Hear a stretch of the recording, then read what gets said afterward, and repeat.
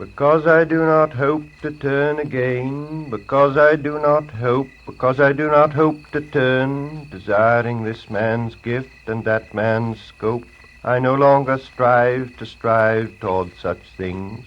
Why should the aged eagle stretch its wings? Why should I mourn the vanished power of the usual rain?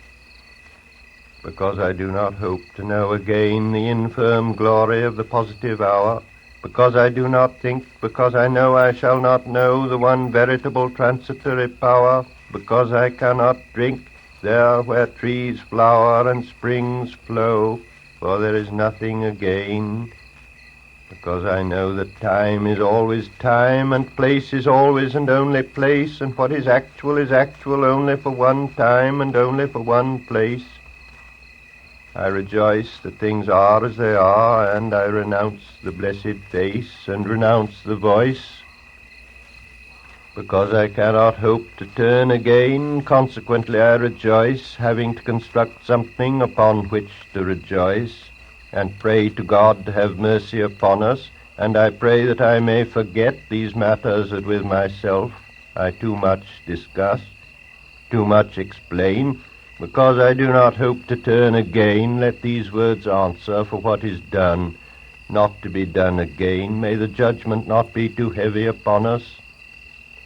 Because these wings are no longer wings to fly, but merely vans to beat the air which is now thoroughly small and dry, smaller and drier than the will. Teach us to care and not to care. Teach us to sit still. Pray for us sinners now and at the hour of our death. Pray for us now and at the hour of our death.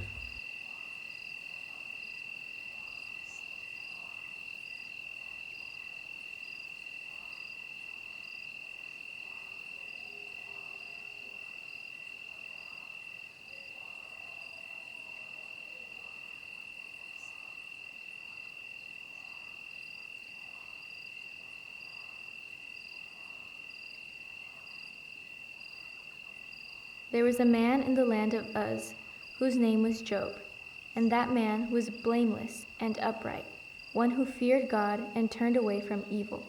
There were born to him 7 sons and 3 daughters. He possessed 7,000 sheep, 3,000 camels, 500 yoke of oxen, and 500 female donkeys, and very many servants, so that this man was the greatest of all the people of the East. His sons used to go and hold a feast in the house of each one on his day, and they would send and invite their 3 sisters to eat and drink with them. And when the days of the feast had run their course, Job would send and consecrate them, and he would rise early in the morning and offer burnt offerings according to the number of them all. For Job said, "It may be that my children have sinned and cursed God in their hearts." Thus Job did continually. Now there was a day when the sons of God came to present themselves before the Lord, and Satan also came among them. The Lord said to Satan, "From where have you come?" Satan answered the Lord and said, "From going to and fro on the earth, and from walking up and down on it." And the Lord said to Satan, "Have you considered my servant Job? That there is none like him on the earth, a blameless and upright man, who fears God and turns away from evil." Then Satan answered the Lord and said, "Does Job fear God for no reason? Have you not put a hedge around him and his house and all that he has on every side? You have blessed the work of his hands, and his possessions have increased in the land. But stretch out your hand and touch all that he has, and he will curse you to your face." And the Lord said to Satan, "Behold, all that he has is in your hand. Only against him do not stretch out your hand." So Satan went out from the presence of the Lord.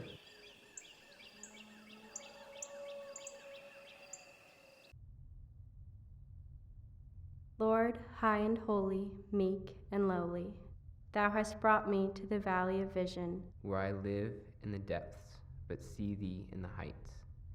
Hemmed in by the mountains of sin, I behold thy glory. Let me learn by paradox that the way down is the way up, That to be low is to be high, that the broken heart is the healed heart.